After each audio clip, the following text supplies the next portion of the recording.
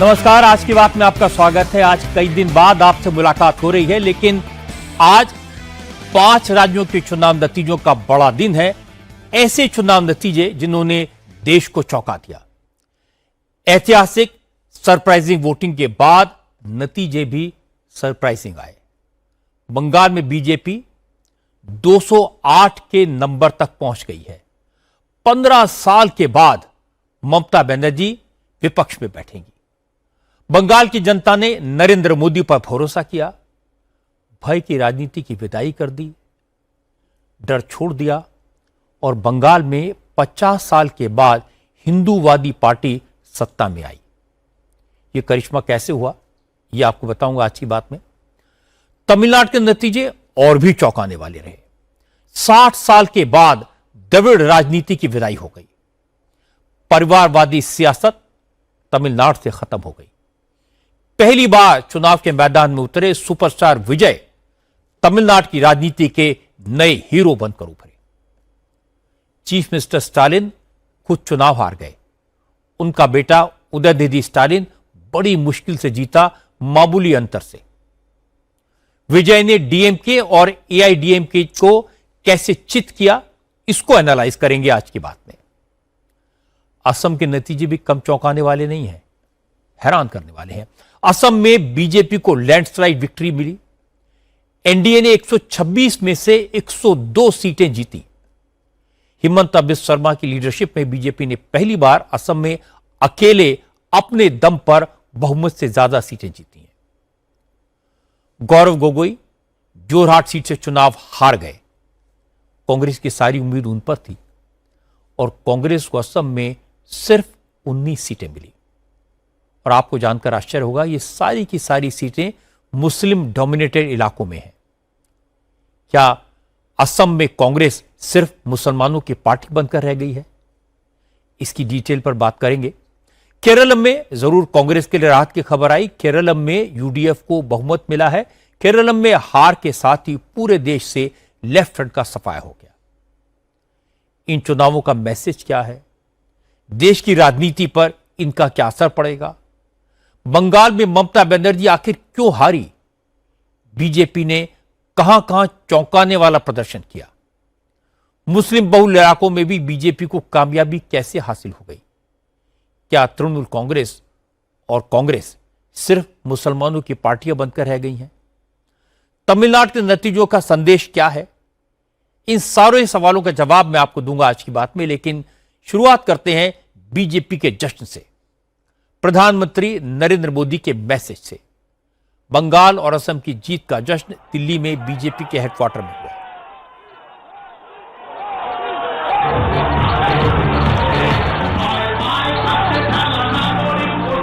प्रधानमंत्री नरेंद्र मोदी बंगला धोती कुर्ता पहनकर विजय मुद्रा में बीजेपी दफ्तर पहुंचे। कार्यकर्ताओं ने फूल बरसाकर नरेंद्र मोदी का स्वागत किया और मोदी ने कहा कि आज के चुनाव नतीजे सिर्फ बीजेपी की जीत नहीं है, ये संविधान की जीत है, संवैधानिक संस्थाओं की विजय है। देश का भरोसा बीजेपी पर दिनों दिन बढ़ता जा रहा है। ये विकास और विश्वास की जीत।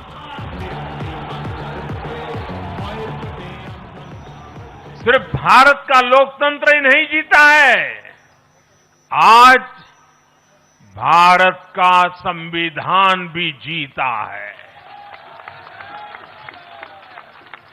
हमारी संवैधानिक संस्थाएं जीती हैं, हमारी लोकतांत्रिक प्रक्रियाएं जीती है।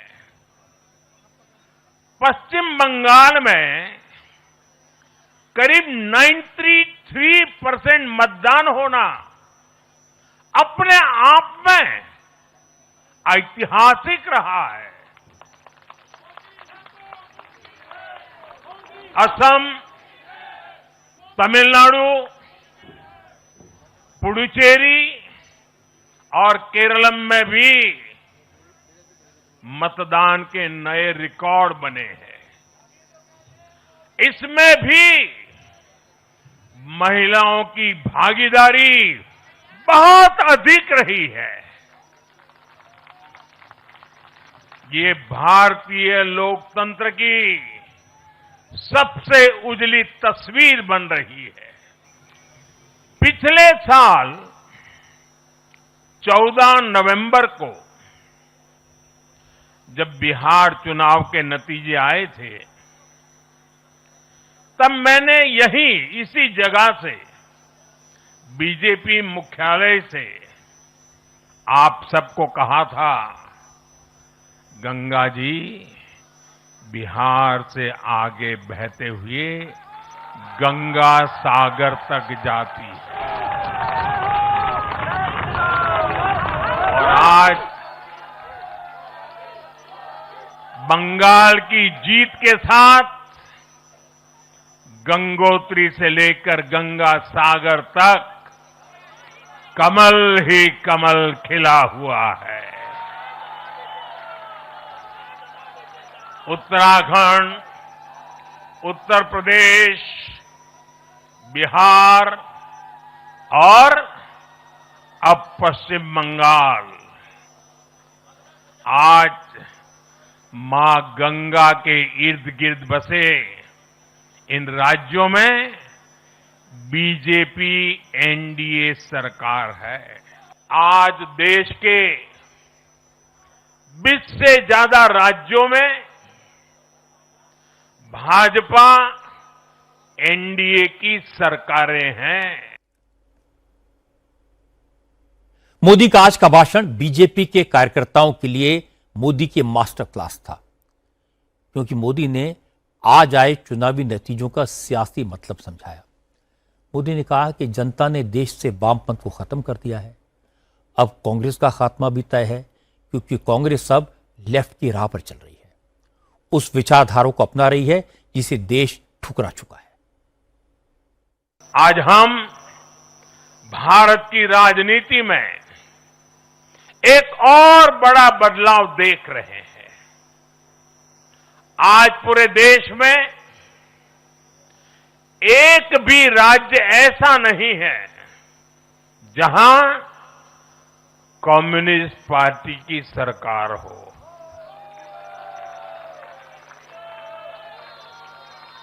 एक भी नहीं है। ये सिर्फ सियासत का बदलाव नहीं है, ये सोच का बदलाव है। ये बताता है कि विकसित होता हुआ भारत किस दिशा में आगे बढ़ना चाहता है।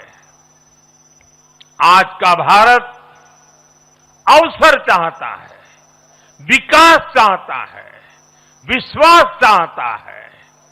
आज का भारत प्रगति चाहता है, स्थिरता चाहता है। और आज का भारत ऐसी राजनीति चाहता है जो देश को आगे बढ़ाए। लेकिन साथियों, दुर्भाग्य से आज की कांग्रेस बिल्कुल विपरीत दिशा में चल पड़ी है।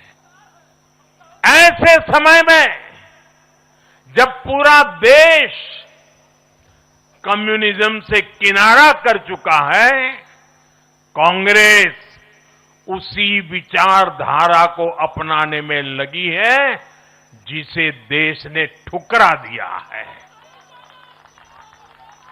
जो माओवाद जंगलों में समाप्त हो रहा है, वो अब कांग्रेस में अपनी जड़ें मजबूत कर चुका है। और इसलिए कांग्रेस अर्बन नक्सलियों का गिरोह बनती जा रही है। कांग्रेस को एक बात नहीं भूलनी चाहिए, जिस विचार को जनता ने ठुकराया, उसे जो अपनाएगा जनता उसे भी ठुकराएगी।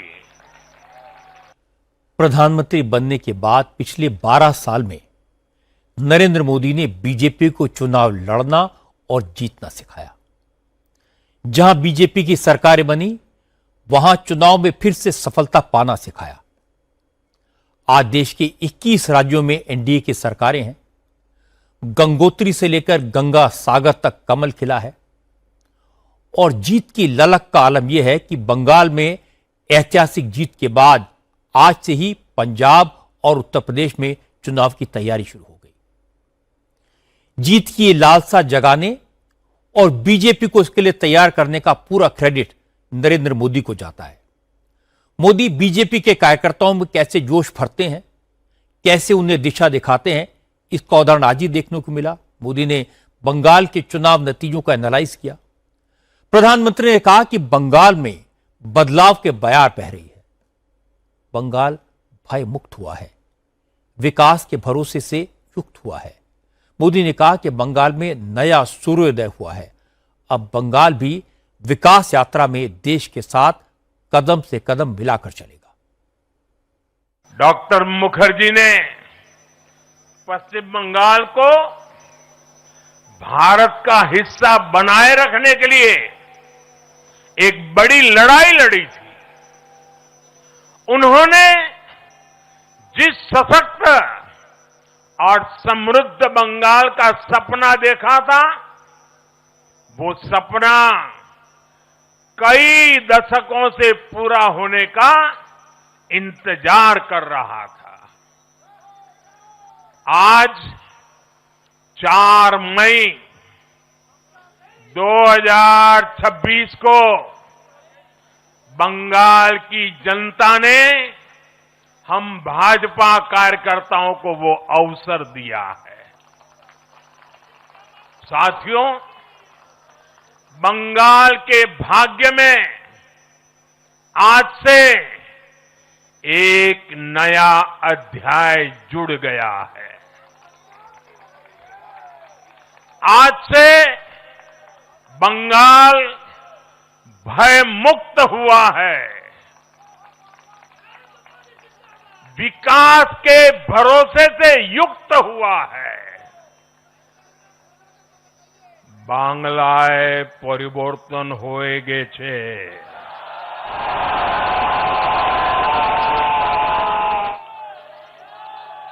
साथियों, इस जीत के साथ साथ वंदे मातरम के 150वें वर्ष में भारत माता को और ऋषि बंकिम जी को बंगाल के लोगों ने अपना सादर नमन प्रेषित किया है। योगीराज श्री अरविंदो को भी मतदाताओं ने ऐतिहासिक श्रद्धांजलि दी है। बीजेपी को बंगाल में जीत की उम्मीद तो थी। थोड़े दिन पहले निशिकांत दुबे मुझे एक डिनर में मिले थे, बंगाल से लौटे थे। मैंने पूछा कि क्या हाल है, तो उन्होंने कहा कि हम 170 सीटें जीतेंगे, ये डेफिनेट है। और फिर उन्होंने ऐड किया कि लेकिन अमित भाई कहते हैं कि हम 210 सीटों तक पहुंचेंगे। आज जो नतीजे आए उसमें अमित शाह का अंदाजा बिल्कुल सही निकला। 294 सीटों में से बीजेपी ने 208 सीटें जीती हैं। एक सीट पर अभी चुनाव होना बाकी है। और ये फिगर्स चौंकाने वाली इसलिए हैं क्योंकि 2 साल पहले जब लोकसभा के चुनाव हुए थे तो बीजेपी की सीटें 2019 के मुकाबले घट गई थी, वोट शेयर भी घट गया था। 2021 का विधानसभा चुनाव आपको याद होगा, बीजेपी ने 77 सीटें जीतकर सबको चौंका दिया था। और इस बार बीजेपी की टैली में 131 सीटों का इजाफा हुआ है। यह बहुत बड़ी बात है, 131 सीटें एडिशनल। बीजेपी को बंगाल में 2/3 से ज्यादा बड़ा मैंडेट मिला है। पिछले चुनाव में तृणमूल कांग्रेस को 215 सीटें मिली थी, लेकिन आज ममता की पार्टी 83 सीटों पर सिमट कर रह गई। 2021 की तुलना में टीएमसी को 131 सीटों का नुकसान हुआ है। यह ममता बनर्जी के पॉलिटिकल करियर का सबसे बड़ा शॉकर है। पश्चिम बंगाल में बीजेपी के वोट शेयर का डेटा भी चौंकाने वाला है, ये भी आप देख लीजिए। बंगाल में बीजेपी और तृणमूल कांग्रेस के वोट एक तरह से उल्टे हो गए, यानी बीजेपी के जितने वोट पड़े तृणमूल कांग्रेस के करीब उतने ही वोट घटे। बीजेपी का वोट शेयर 38% से बढ़कर 45% हो गया और तृणमूल कांग्रेस का वोट शेयर 48% से घटकर 40% रह गया। बीजेपी का वोट शेयर लगभग 8% बढ़ा और तृणमूल कांग्रेस का वोट शेयर करीब करीब उतना ही घट गया। अब सवाल है कि बीजेपी का वोट शेयर कहां बढ़ा, किन इलाकों में बीजेपी ने ज्यादा सफलता हासिल की। आश्चर्य की बात यह है कि बंगाल में बीजेपी ने कई ऐसी सीटें जीती हैं जिन पर अब तक सिर्फ टीएमसी ही जीतती थी। ग्रेटर कोलकाता के 4 जिलों हावड़ा, हुगली, नॉर्थ कोलकाता और साउथ कोलकाता की 45 सीटों में से बीजेपी ने 2021 में सिर्फ हुगली की 4 सीटें जीती थी। लेकिन इस बार बीजेपी ने नॉर्थ और साउथ कोलकाता की 11 में से 5 सीटें जीतकर ममता बनर्जी को चौंका दिया।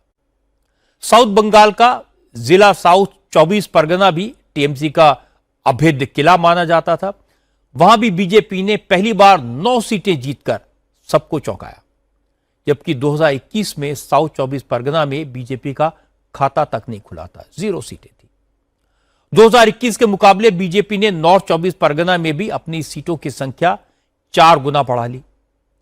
इस बार बीजेपी ने नॉर्थ 24 परगना की 33 में से 23 सीटें जीतकर सबको हैरान कर दिया, क्योंकि पिछली बार बीजेपी को नॉर्थ 24 परगना में सिर्फ 5 सीटें मिली थी।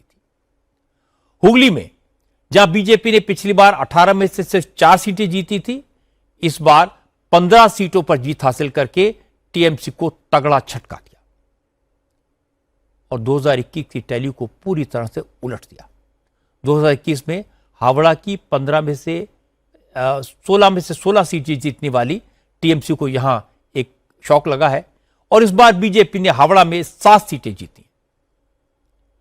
मथुआ और नामकुद इन समुदाय के दबदबे वाले नदिया जिले में बीजेपी ने अपना परफॉर्मेंस बेटर किया है। 2017 में बीजेपी ने नदिया की 17 में से 9 सीटें जीती थी, लेकिन इस बार नदिया में बीजेपी की टैली 14 तक पहुंच गई। साउथ बंगाल का हाल देखते हैं। यहां बीजेपी का वोट शेयर बढ़ना बहुत बड़ी बात है। इसे भद्र लोक के सपोर्ट, भय की विदाई और भरोसे की जीत से जोड़कर देखना पड़ेगा। साउथ बंगाल के शहरी इलाकों में हिंदू आबादी ज्यादा है और यहां ममता का सपोर्ट बेस काफी मजबूत है। भद्रलोक का सपोर्ट बीजेपी को कभी मिला नहीं। इसकी 2 वजह थी। एक तो ममता ने बीजेपी पर बाहरी पार्टी का टैग लगवा दिया था और दूसरा अर्बन इलाकों में तृणमूल कांग्रेस का डर रहता था, लोग वोट डालने नहीं निकलते थे, वोटिंग परसेंटेज कम होता था और जो लोग वोट डालने नहीं जाते थे उनका वोट तृणमूल कांग्रेस वाले डाल दिया करते थे। लेकिन इस बार बीजेपी ने इस डर का खात्मा किया, इस भय को भगाया तो वोटिंग परसेंटेज बढ़ा और नतीजा बदल गया। इस बात को समझने के लिए सिर्फ कोलकाता की सीटों को एनालाइज करते हैं। कोलकाता में बीजेपी ने जोरासांको, रासबिहारी और श्यामपुर जैसी सीटें जीती हैं और ये तृणमूल कांग्रेस की सबसे मजबूत सीटें थी। जोरासांको से बीजेपी के विजय ओझा ने टीएमसी के विजय उपाध्याय को 5,700 से ज्यादा वोटों से हराया। इस सीट पर टीएमसी 25 साल में कभी नहीं हारी थी। इसी तरह से रासबिहारी सीट से बीजेपी के स्वपन दास गुप्ता ने टीएमसी के देबाशीष कुमार को शिकस्त दी। इस सीट पर तृणमूल कांग्रेस 28 साल से लगातार जीत रही थी। फिर श्यामपुर की सीट पर बीजेपी की पूर्णिमा चक्रवर्ती ने ममता सरकार की मंत्री शशि पांजा को 14,633 वोटों से हराया। यह सीट 2011 से टीएमसी के कब्जे में थी। इन तीनों सीटों पर मुस्लिम वोट ज्यादा नहीं है, हिंदू बहुल इलाका है। यहां बीजेपी भद्रलोक के सपोर्ट से जीती। इस बार बंगाल में बीजेपी को महिलाओं का भी जबरदस्त सपोर्ट मिला है। बीजेपी ने बंगाल में महिला सुरक्षा को बड़ा इशू बनाया था। आरजीकर हॉस्पिटल में महिला डॉक्टर के रेप के बाद में, हत्या के बाद में, संदेश खाली में महिलाओं के ऊपर अत्याचार, सेक्सुअल एक्सप्लॉयटेशन के मुद्दे को बीजेपी ने जोर शोर से उठाया था और चुनाव में इसका असर दिखाई दिया। बीजेपी ने आरजीकर हॉस्पिटल रेप केस की विक्टिम डॉक्टर की मां को नॉर्थ 24 परगना की पानिहाटी सीट से अपना उम्मीदवार बनाया और इस सीट पर 2011 से ही टीएमसी का कब्जा था, लेकिन इस बार यह सीट बीजेपी ने जीती है। लोगों की भावनाओं को पता चलता है। नॉर्थ 24 परगना की संदेशखाली सीट पर भी बीजेपी ने जीत हासिल की है। संदेशखाली में टीएमसी के गुंडे शाहजहां शेख की गुंडागर्दी की चर्चा पूरे देश में हुई थी। शाहजहां शेख तृणमूल कांग्रेस का बड़ा नेता था। ममता बनर्जी की सरकार ने उसे बचाने की कोशिश भी की थी। नतीजा यह हुआ कि संदेशखाली सीट पर बीजेपी के सरदार ने करीब 15,000 वोटों से जीत हासिल की। संदेशखाली की विक्टिम रेखा पात्रा को बीजेपी ने हिंगलगंज से सीट से उतारा था। यह सीट भी रेखा पात्रा ने जीत ली है। आज प्रधानमंत्री मोदी ने भी बंगाल की जीत का क्रेडिट महिलाओं को दिया। मोदी ने कहा कि आज विकसित भारत के निर्माण में देश की महिलाएं भी बढ़ चढ़कर हिस्सा ले रही हैं, लेकिन डीएमके और टीएमसी ने जिस तरह महिला आरक्षण का विरोध किया, उसकी सजा आज बंगाल और तमिलनाडु की जनता ने दोनों को दी है। और आने वाले समय में कांग्रेस, समाजवादी पार्टी को भी महिला विरोधी राजनीति की सजा भुगतनी पड़ेगी। मोदी ने कहा कि वो गारंटी देते हैं कि बंगाल में अब समाज के किसी भी वर्ग को किसी से डरने की जरूरत नहीं है। बीजेपी बंगाल में भय मुक्त और निष्पक्ष सरकार देगी।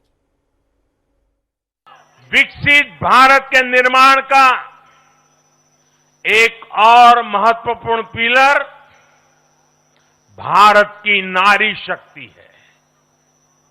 नारी शक्ति अब विकसित भारत के निर्माण में तेजी से आगे बढ़ रही है, लेकिन नारी शक्ति की इस रफ्तार को कांग्रेस और उसके सहयोगियों ने कुछ दिन पहले रोकने का काम किया है।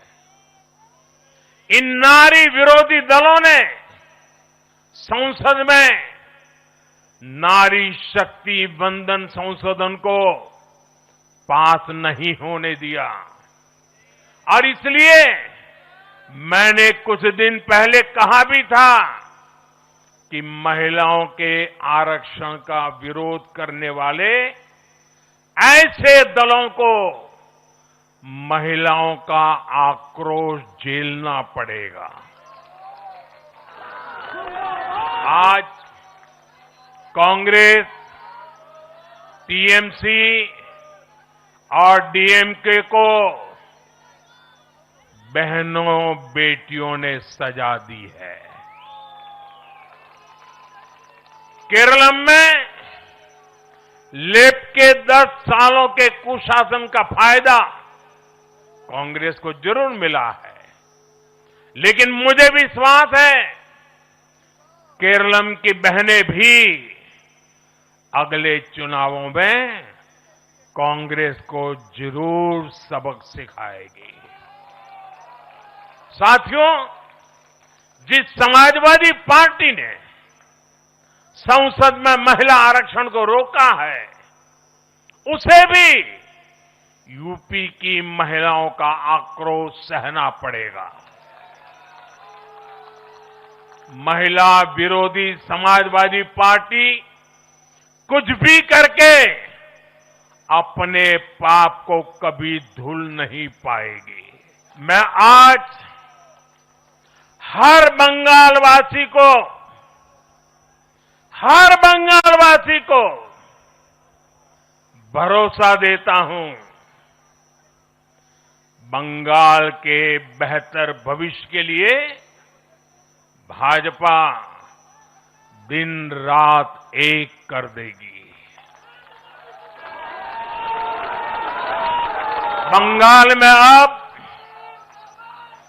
महिलाओं को सुरक्षा का माहौल मिलेगा, युवाओं को रोजगार मिलेगा, पलायन रुकेगा। एक ऐसा परिवेश जहां मन भय मुक्त हो और सिर ऊंचा हो।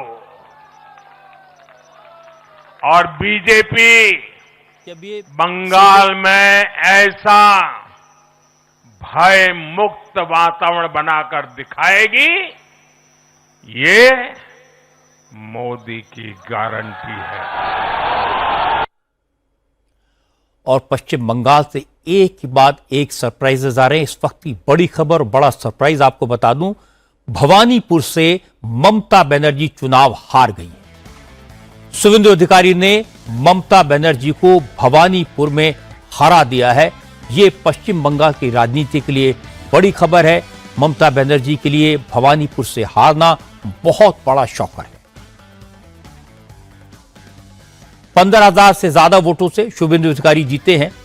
शुवेंदु अधिकारी सुबह से ही कह रहे थे कि मैं जीतूंगा, आखिरी राउंड के बाद मैं बात करूंगा, लेकिन पूरा दिन ऊपर नीचे होता रहा। लेकिन अभी फाइनल खबर आई है, शुवेंदु अधिकारी ने ममता बनर्जी को भवानीपुर से विधानसभा चुनाव में हरा दिया है।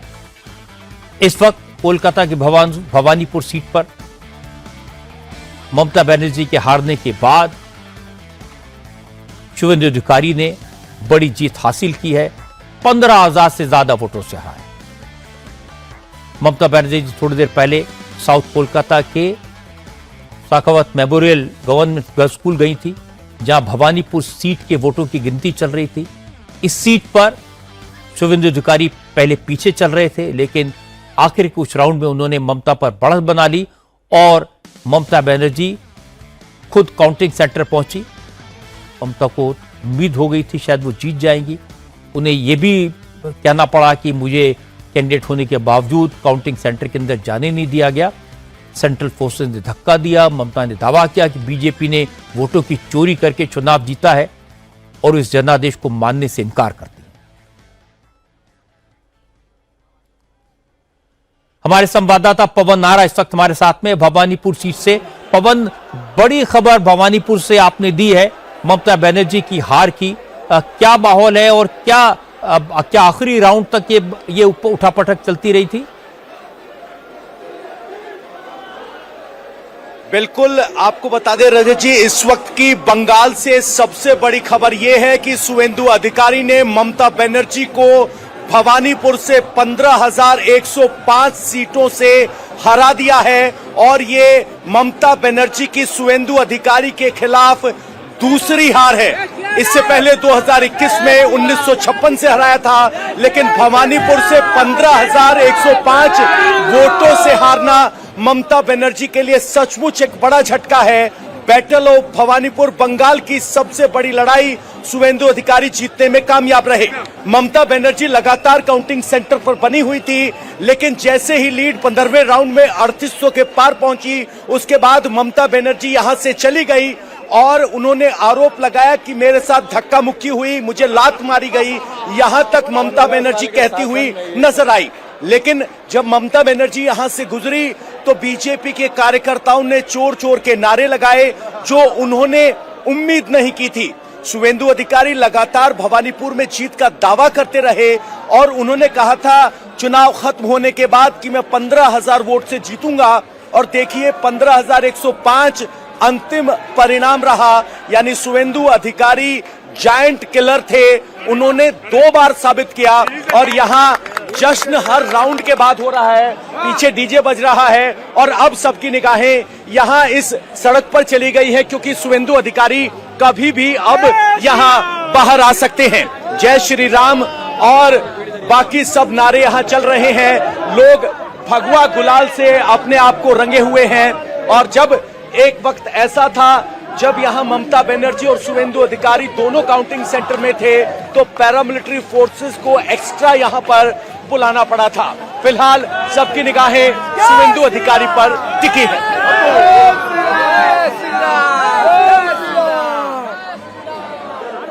तो पवन, वहां का जो जोश है वो साफ साफ दिखा रहा है और ममता बनर्जी के लिए वाकई में बहुत बड़ा शॉकर है। बहुत बहुत शुक्रिया आपका इस अपडेट के लिए। बंगाल में ममता की हार की खबर वाकई में शॉकिंग है। भवानीपुर में ममता का हारना तृणमूल कांग्रेस की राजनीति के वजूद पर खतरे का संकेत है। पिछले इलेक्शन में शुवेंदु ने ममता बनर्जी को नंदीग्राम से हराया था। इस बार ममता के घर में जाकर उन्होंने ममता को चैलेंज किया और ममता को मात दे दी। ये वाकई में पश्चिम बंगाल की राजनीति के लिए बड़ी खबर है।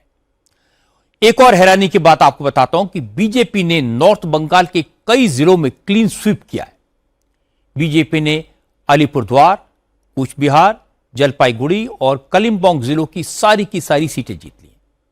मालदा और मुर्शिदाबाद के मुस्लिम बहुल जिलों में भी इंप्रेसिव परफॉर्मेंस से सबको चौंकाया है।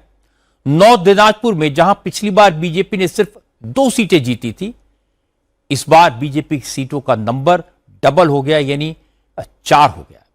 इसी तरह मालदा की 12 सीटों में से बीजेपी ने इस बार 6 सीटों पर जीत हासिल की है। मुर्शिदाबाद में भी बीजेपी ने 8 सीटें जीती हैं, जबकि पिछले चुनाव में सिर्फ 2 सीटें मिल पाई थी। बंगाल में बीजेपी ने इस बार सबसे बड़ा सरप्राइज उन सीटों पर जीत दर्ज करके दिया है जहां 50% से ज्यादा मुस्लिम आबादी है। मुर्शिदाबाद की जंगीपुर, फरक्का, बेलडांगा, कांदी और मुर्शिदाबाद सीटों पर 50 से 68% मुस्लिम आबादी है। लेकिन बीजेपी ने इस बार इन सारी सीटों पर जीत दर्ज करके सबको चौंकाया। बीजेपी ने मालदा की माणिकचक और वैष्णगर जैसी उन सीटों पर जीत हासिल की है जहां 48% मुस्लिम आबादी है। वहीं नॉर्थ दिनाजपुर की कालियागंज, करंदिघी और हिमताबाद जैसी सीटों पर बीजेपी ने जीत दर्ज करके सबको चौंकाया है। कालियागंज में 54%, करंदिघी में 49% और हिमताबाद में 44% मुस्लिम आबादी है। नदिया जिले की नक्काशीपुरा और करीमपुर सीटों पर भी बीजेपी ने अपना परचम लहराया। इन दोनों सीटों पर मुस्लिम वोटर्स की तादाद 38 से 39% है। इसी तरह पूर्वी मेदिनीपुर की 40% मुस्लिम आबादी वाली मोइना और कांति उत्तर सीटों पर भी बीजेपी ने जीत का सरप्राइज दिया है। वहीं बंगाल में बाबरी मस्जिद बनाने की शुरुआत करने वाले पूर्व टीएमसी नेता हुमायूं कबीर मुर्शिदाबाद में दोनों सीटों नोएडा और रेजी नगर से चुनाव जीतने में कामयाब रहे हैं। ज़ाहिर है हुमायूं कबीर की आम जनता यूनियन पार्टी ने टीएमसी को मुस्लिम बहुल सीटों पर काफी नुकसान पहुंचाया। अपनी जीत के बाद हुमायूं कबीर ने कहा कि ममता बनर्जी ने 2021 में चुनाव जीतने के बाद अपनी पार्टी के नेताओं को करप्शन की खुली छूट दे दी थी। टीएमसी के गुंडे पूरे बंगाल में आतंक मचा रहे थे। उसी का नतीजा है कि ममता बनर्जी को इतनी करारी शिकस्त मिली है। हुमायूं कबीर ने भविष्यवाणी की, अब ममता बनर्जी कभी सत्ता में नहीं लौट पाएंगी।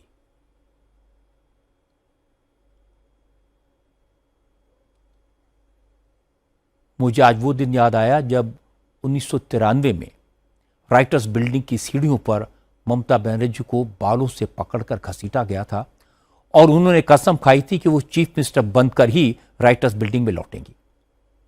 2011 में उन्होंने कसम पूरी की, लेकिन आज नरेंद्र मोदी की लोकप्रियता और अमित शाह की रणनीति ने ममता को 15 साल बाद चीफ मिनिस्टर के ऑफिस से बाहर कर दिया। खुद ममता बनर्जी भवानीपुर से चुनाव हार गई। ममता बनर्जी जबरदस्त फाइटर मानी जाती हैं। उन्हें हराना इतना आसान नहीं था। इस चुनाव का माइक्रो मैनेजमेंट और बूथ लेवल की इंजीनियरिंग का काम अमित शाह ने अपने हाथ में लिया।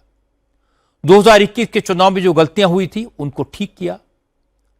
ममता पर पर्सनल हमले बंद किए गए। बीजेपी ने इस बार बंगाल में चुनाव रीजनल लेवल पर लड़ा।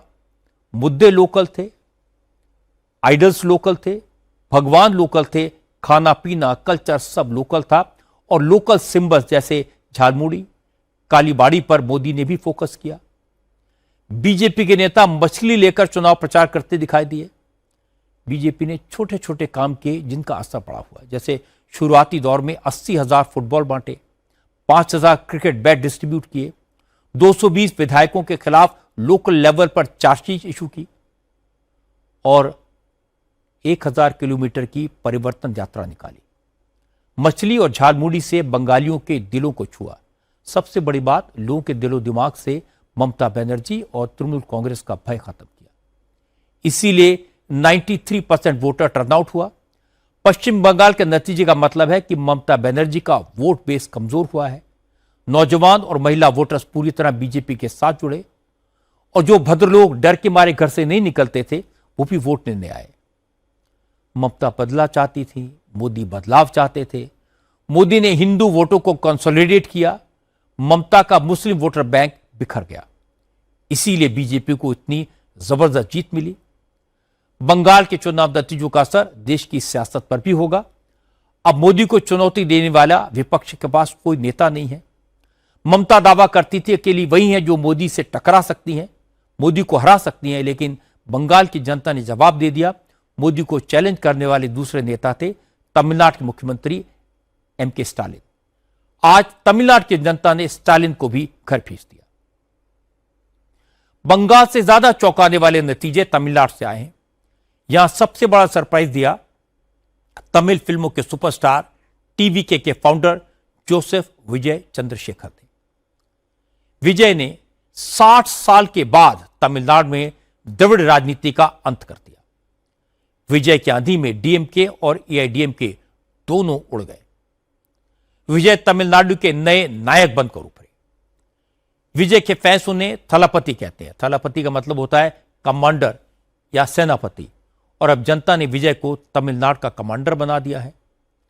विजय तमिल फिल्मों के बड़े हीरो हैं, सुपरस्टार हैं, लेकिन सिर्फ 2 साल में तमिलनाडु की राजनीति के भी सुपरस्टार बन गए। उन्होंने 2 साल पहले फरवरी 2024 में नई पार्टी का गठन किया था, तमिलगा वेत्री कड़गम यानी टीवीके, और जनता को समझाया था कि द्रविड़ राजनीति बहुत हो गई, भाषा के विवाद से कोई फायदा नहीं होता, परिवारवाद से निकलना जरूरी है, अब परिवर्तन का वक्त है। वो परिवर्तन करने आए हैं। नौजवानों और महिलाओं ने उनकी बात पर यकीन किया और टीवीके तमिलनाडु की सबसे बड़ी पार्टी बनकर उभरी। विजय खुद 2 सीटों पेरंबूर और त्रिची ईस्ट से लड़ रहे थे और दोनों सीटों पर उन्होंने भारी जीत हासिल की है। विजय की टीवीके को 107 सीटें मिली हैं। 234 मेंबर वाली तमिलनाडु विधानसभा में बहुमत के लिए 118 सीटों की जरूरत होती है।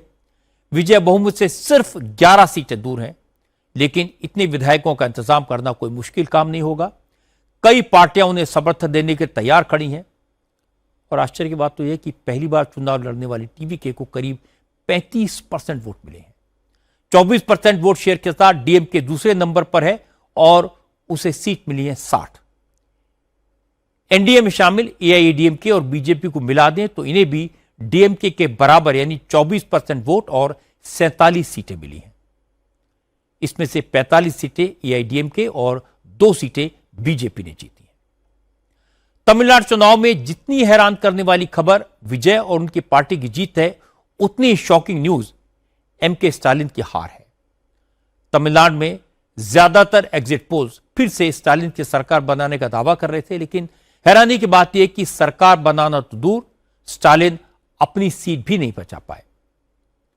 कोलातो सीट से उन्हें टीवीके के कैंडिडेट वीएस बाबू ने करीब 9000 वोटों से हराया। इस सीट से स्टालिन लगातार 3 चुनाव जीत चुके थे। यह डीएमके की सबसे खास सीट मानी जाती है। पिछले चुनाव में यहां स्टालिन को 60% वोट मिले थे, लेकिन इस बार स्टालिन इसी सीट से चुनाव हार गए। डीएमके के खिलाफ तमिलनाडु के लोगों ने कितनी नाराजगी है, कितना गुस्सा है, इसका अंदाजा इस बात से लगाया जा सकता है कि काफी देर तक स्टालिन के बेटे और डिप्टी सीएम उदयनिधि स्टालिन भी चेपॉक की अपनी सीट पर ट्रेल करते रहे। हालांकि आखिर में सिर्फ 7000 वोटों से उन्होंने जीत हासिल की। तमिलनाडु इलेक्शन की तीसरी चौंकाने वाली खबर रही द्रविड़ ड्यूपोली का खत्म होना। 1967 के बाद से तमिलनाडु की राजनीति में द्रविड़ पार्टियों का कब्जा रहा। इन 60 साल में 7 बार एआईएडीएमके की सरकार रही, 6 बार डीएमके की। इस दौरान सीएन अन्नादुराई, के करुणानिधि, एमजी रामचंद्रन और जयललिता जैसे नेताओं ने तमिलनाडु की बागडोर संभाली और सभी का फोकस द्रविड़ आइडेंटिटी पर रहा। तमिलनाडु की राजनीति में यह माना जाता था कि जो भी नेता या पार्टी द्रविड़ सब नेशनलिज्म की बात करेगा वही तमिलनाडु पर राज करेगा। लेकिन विजय ने इस नैरेटिव को ध्वस्त कर दिया। उनकी पार्टी का नाम है तमिलागा वेत्री कड़गम। इसका हिंदी में मतलब होता है तमिलनाडु विजय पार्टी। विजय ने अपने नाम को तमिलनाडु की विजय से जोड़कर पार्टी बनाई और तमिलनाडु की जनता को समझाया कि देश की मुख्य धारा से दूर रहकर कुछ परिवारों का, कुछ पार्टियों का भला हो सकता है, लेकिन आम जनता का भला नहीं होता। इसलिए इस सिलसिले को खत्म करना जरूरी है। विजय ने कहा कि वो द्रविड़ नॉन द्रविड़ की बात नहीं करेंगे, भाषा के विवाद में नहीं पड़ेंगे, जनता के बीच उनके भाई के तौर पर रहेंगे, तमिलनाडु में नई तरह की राजनीति करेंगे। विजय की इस बात पर तमिलनाडु के लोगों ने भरोसा जताया। विजय ने जो चमत्कार किया उसके 3 फैक्टर हैं। पहला है यूथ फैक्टर। विजय तमिल फिल्मों के सबसे बड़े सुपरस्टार हैं, युवाओं में उन्हें लेकर जबरदस्त क्रेज है। यह दीवानगी उनकी रैलियों में दिखाई देती है। पिछले साल करूर में उनकी रैली में भगदड़ से 40 लोगों की मौत हो गई थी, लेकिन इसका कोई असर नहीं हुआ। युवाओं में उनका क्रेज बरकरार रहा। महिलाओं के बीच भी विजय की जबरदस्त फैन फॉलोइंग है। 2021 तक महिलाओं का सपोर्ट एआईएडीएमके को मिलता था। स्टालिन ने पिछले 5 साल में महिलाओं के वोट को डीएमके की तरफ शिफ्ट करने की पूरी कोशिश की। कई योजनाएं चलाई, हर महिला के खाते में हर महीने 1,000 रुपए डाले, लेकिन विजय ने स्टालिन की मेहनत पर पानी फेंका। टीवीके की साइलेंट सुनामी में महिलाओं के वोट की बड़ी भूमिका रही। विजय की जीत में तीसरा बड़ा फैक्टर रहा तमिलनाडु के शहरी इलाकों में भारी समर्थन। इससे पहले तक ग्रामीण इलाकों में एआईएडीएमके को सपोर्ट मिलता था, शहरी इलाकों में डीएमके का दबदबा रहता था, लेकिन इस बार शहरी इलाकों में विजय को भारी सपोर्ट मिला। इसका नुकसान डीएमके को हुआ।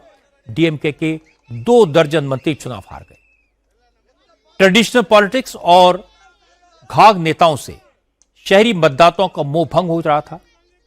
ऐसे में उन्हें विजय ने उम्मीद की किरण दिखाई, और फिर भले ही वो अनटेस्टेड लीडर ही क्यों ना हो।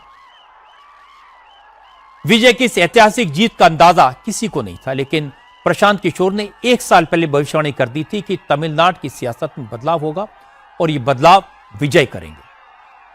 प्रशांत किशोर ने 14 महीने पहले जो कहा था, आज एग्जैक्टली वही हुआ। My understanding and data suggests that if he goes alone, he stands a very good chance. Oh, how do you define good chance? Very good chance. Good chance is a good percentage. No, good number chance of to win. seats. No, I'm saying good chance to win Tamil Nadu. You'd be surprised. And Win seats or win no, 100 win Tamil Nadu. Keep this.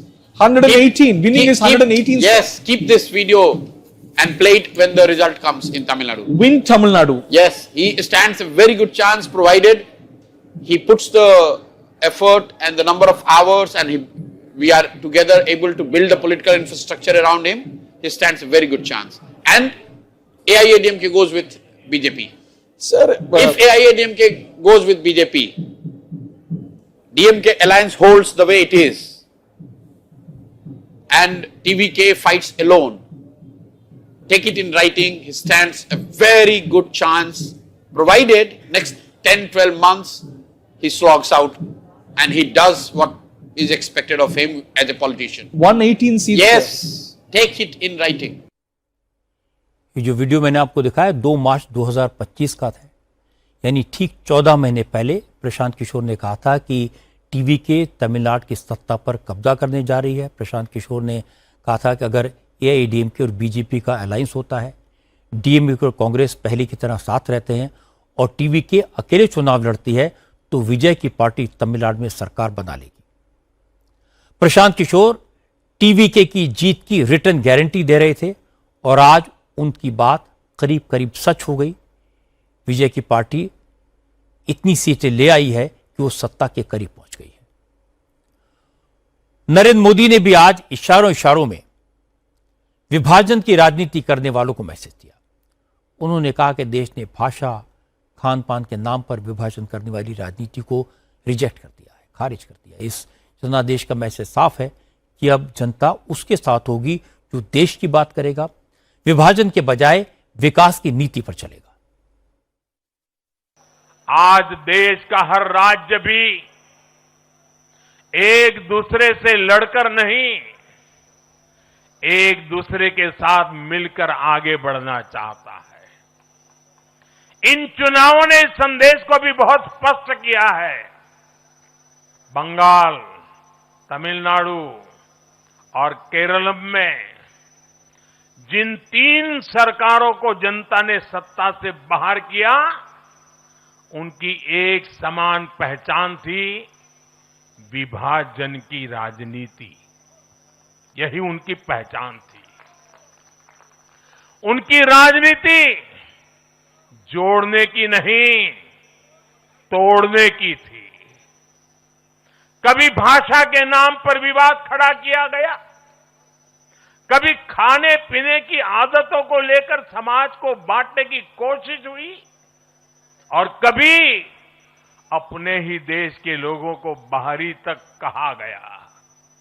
लेकिन भारत की जनता ने इस राजनीति को साफ जवाब दिया है। देश ने बता दिया है कि उसे विवाद नहीं, विकास चाहिए, विभाजन नहीं, विश्वास चाहिए। जोसेफ विजय चंद्रशेखर को लोग सुपरस्टार विजय के नाम से जानते हैं। अब वो चीफ मिनिस्टर विजय के रूप में जाने जाएंगे। विजय ने एक्टिंग के लिए पढ़ाई छोड़ दी थी, अब राजनीति के लिए उन्होंने एक्टिंग छोड़ दी। विजय को फॉर्मूला फिल्मों ने मास हीरो बनाया, सुपरस्टार बनाया, लेकिन उन्होंने राजनीति के लिए सेट फॉर्मूला छोड़ा तो जनता ने उन्हें चीफ मिनिस्टर बना दिया। विजय देश के हाईएस्ट पेड एक्टर्स में से एक हैं, लेकिन उन्होंने 2024 में ऐलान किया कि थलापति 69 उनकी आखिरी फिल्म होगी। विजय ने यह मैसेज दिया कि उन्हें पैसे से प्यार नहीं है, तमिलनाडु की जनता से प्यार है। विजय की पार्टी की कोई आइडियोलॉजी नहीं है, ना ही कोई संगठन है, लेकिन उनके पास फैन क्लब्स हैं जिन्होंने उनके लिए चुनाव लड़ा। जहां स्टालिन और उनके बेटे सत्ता के अहंकार में जनता की पहुंच से दूर हो गए थे, विजय ने खुद को आम इंसान की तरह पेश किया। लोगों के बीच गए, लोगों से कहा कि वो उनके भाई हैं। विजय पहली बार मैदान में उतरे और 1990 से चले आ रहे डीएमके और एआईडीएमके के डोमिनेशन को एक झटके में खत्म कर दिया। जो काम नेशनल पार्टीज 60 साल में नहीं कर पाई, वो काम विजय ने सिर्फ 2 साल में करके दिखाया, और ये किसी चमत्कार से कम नहीं है। अब असम की बात कर रहे थे। असम के चुनाव ने आज देश को 4 बड़े सरप्राइज दिए। असम का पहला सरप्राइज, एनडीए ने 126 में से 102 सीटें जीत कर दिया। असम में किसी पार्टी या अलायंस को इतना बड़ा जनादेश नहीं मिला। असम बीजेपी को 82 सीटें, बोडोलैंड पीपल्स फ्रंट को 10 और असम गण परिषद को भी 10 सीटें मिली। असम में सत्ता की उम्मीद लगाकर बैठी कांग्रेस और उसके सहयोगी सिर्फ 21 सीटों पर सिमट गए। कांग्रेस को 19 और राइजोर दल को 2 सीटें मिली। एयूडीएफ ने 2, तृणमूल कांग्रेस ने 1 सीट जीती। असम में एनडीए को 48.11% वोट मिले, जबकि कांग्रेस के अलायंस को 33.55 वोट मिले। पिछले चुनाव के मुकाबले एनडीए की 27 सीटें बढ़ी, जबकि कांग्रेस अलायंस की 29 सीटों का नुकसान हुआ। पहली बार असम की जनता ने बीजेपी को बहुमत दिया।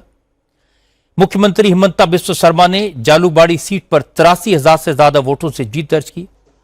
कांग्रेस छोड़कर बीजेपी में आए भूपेंद्र बोरा ने बीपुरिया सीट से जीत दर्ज की है।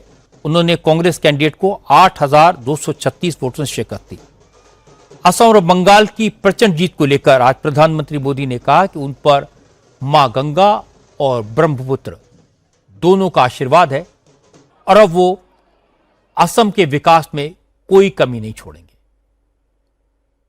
गंगा जी के साथ साथ ब्रह्मपुत्र का भी हम पर बहुत आशीर्वाद रहा है। मां कामाख्या का आशीर्वाद रहा है। असम की जनता ने लगातार तीसरी बार बीजेपी एनडीए पर भरोसा किया है। हैट्रिक, तीसरी बार।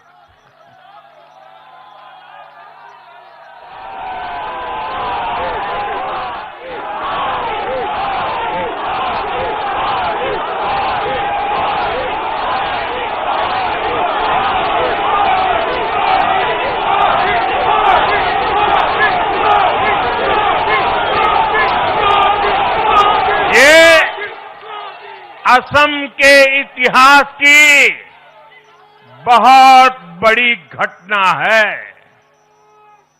असम के टी गार्डन्स वाले क्षेत्रों में भी बीजेपी को अभूतपूर्व समर्थन मिला है। श्रीमंत शंकरदेव जी, महायोद्धा लसित बोरफुकन जी, बोडोफा उपेंद्रनाथ ब्रह्मा जी, भूपेन हजारिका जी,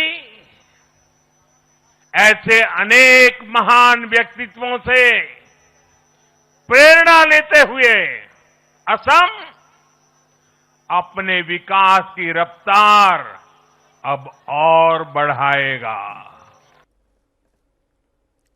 असम में दूसरा बड़ा सरप्राइज ये है कि एनडीए की जो 102 उम्मीदवार जीते हैं वो सब के सब हिंदू हैं। बीजेपी ने तो किसी मुस्लिम को टिकट नहीं दिया था।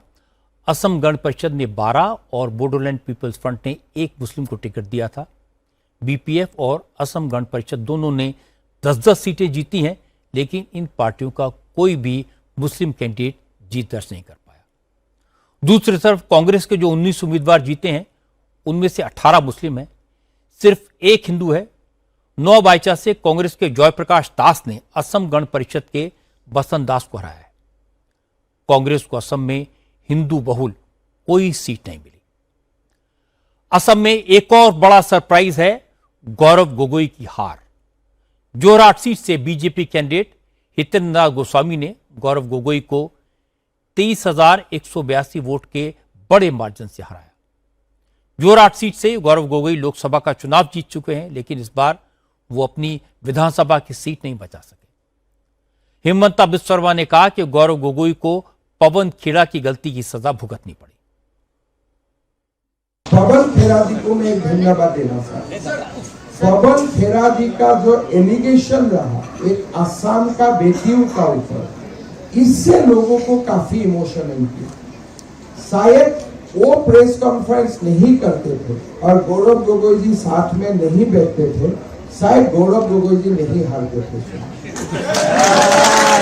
क्योंकि वो आंसर मेरा ऊपर नहीं था, एक असम का बेटियों का ऊपर था। तो असम का जनता ने उनको पेड़ा बना दिया है और आगे जाके थोड़ा मेरा भी जिम्मेदारी बाकी रहेगा, वो भी मैं जिम्मेदारी पूरा करूंगा। हिमंता बिस्वा शर्मा के इसी तरह के बयानों ने इस पूरे इलेक्शन को बड़ा इंटरेस्टिंग बना दिया। हिमंता को राहुल गांधी बेहद नापसंद करते हैं, ये बात जग जाहिर है। उनको हराने के लिए कांग्रेस ने पूरी ताकत लगाई, बड़ी भारी रणनीति बनाई। कांग्रेस के नेताओं ने हिमंता पर बेसिर पैर के इल्जाम लगाए, पर्सनल अटैक किए, लेकिन हिमंता राहुल गांधी और कांग्रेस को अच्छी तरह जानते हैं। उन्होंने बिना घबराए आजकल के T20 ओपनर्स की तरह जबरदस्त बैटिंग की। शुरुआती दौर में इतने सिक्सर मारे कि कांग्रेस का सारा प्लान फेल हो गया। हिमंता ने कांग्रेस के हिंदू नेताओं को बीजेपी में आने का निमंत्रण दिया, कांग्रेस को मुसलमानों की पार्टी करार दे दिया। हिमंता ने मियां मुसलमानों को टारगेट किया। लाइन क्लियर थी, नैरेटिव साफ था और कांग्रेस पूरी तरह इस ट्रैप में फंस गई। नतीजा ये हुआ कि गौरव गोगोई चुनाव हार गए और कांग्रेस सिर्फ उन इलाकों में जीती जहां मुस्लिम वोट ज्यादा थे। हिमंता बिस्वा शर्मा की जीत राहुल गांधी को काफी परेशान करेगी। आज लेफ्ट फ्रंट के लिए एक सरप्राइज था, आखिरी किला ढह गया। केरल की जनता ने 10 साल के बाद लेफ्ट फ्रंट को सत्ता से बाहर कर दिया। 50 साल बाद देश के सभी राज्यों से कम्युनिस्ट आउट ऑफ पावर हो गए। केरल की जनता ने इस बार यूडीएफ को चुना। यूडीएफ को केरल की 140 में से 102 सीटों पर जिताकर जनता ने प्रचंड बहुमत दिया। एलडीएफ को सिर्फ 35 सीटें मिल पाई। केरल का नतीजा बीजेपी के लिए भी एक अच्छी खबर लेकर आया। बीजेपी ने केरल में 3 सीटें जीती हैं। केरल में कांग्रेस को 28.79%, आईयूएमएल को 11.01% वोट मिले। सीपीआई को 6.64 और सीपीआईएम को 21.77% वोट मिले। बीजेपी को 11.42% वोट हासिल हुआ। केरल में लेफ्ट फ्रंट की हार के बाद 50 साल बाद वो दिन आया जब देश में कहीं भी कम्युनिस्ट पार्टी की सरकार नहीं है। कम्युनिस्ट पार्टी को केरल की हार कांटे की तरह चुभेगी और इससे भी ज्यादा बंगाल में बीजेपी की सरकार बनना वामपंथियों को सोने नहीं देगा। कांग्रेस के लिए भी यह सिचुएशन कोई आसान नहीं है। केरल में सरकार तो बनी है लेकिन नेशनल लेवल पर कम्युनिस्टों के साथ अलायंस है। राहुल गांधी ने वामपंथियों की नीतियां अपनाई हैं, उनके रास्ते पर चलना शुरू किया है। केरल में यह असमंजस मुश्किलें पैदा करेगा। आखिर में एक नजर कल की बड़ी खबरों पर। आम आदमी पार्टी छोड़कर बीजेपी में शामिल हुए राघव चड्ढा कल राष्ट्रपति द्रौपदी मुर्मू से मिलेंगे और इसके बाद चीफ मिनिस्टर भगवंत मान भी राष्ट्रपति से मुलाकात करेंगे। योगी आदित्यनाथ कल काशी में शिक्षा मित्रों को सम्मानित करेंगे। सीए को चुनौती देने वाली याचिकाओं पर सुप्रीम कोर्ट कल से सुनवाई करेगा। कल यूपी, बिहार, झारखंड, तमिलनाडु और केरल समेत 17 राज्यों में बारिश के आसार हैं। आज की बात में इतना ही। मेरे आपसे अगली मुलाकात कल रात 9 बजे होगी।